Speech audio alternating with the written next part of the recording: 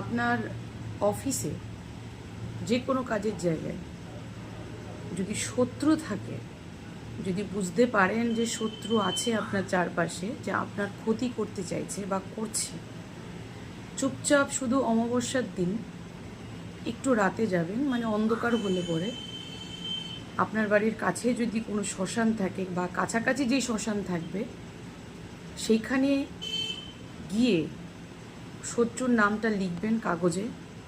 শ্মশানে দাঁড়িয়ে থেকে কিন্তু লিখতে হবে, এবং শ্মশানে যাওয়ার আগে একটা কথা মাথায় রাখতে হবে, শুদ্ধ বস্ত্রে যাবেন, মাথার চুল যেন ঢাকা থাকে। অমাবস্যার দিন একটা লাল পেনে সাদা কাগজে লাল কালি দিয়ে শত্রুর নামটি লিখে নেবেন।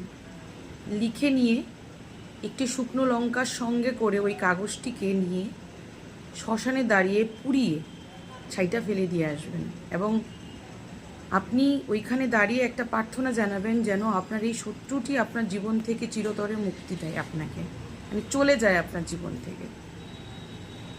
এটা করে দেখুন, অন্ততপক্ষে 3টে অমাবস্যা করবেন অথবা 9টা করবেন। একটা করে ছেড়ে দিলে কিন্তু চলবে না, কন্টিনিউয়াসলি করতে হবে।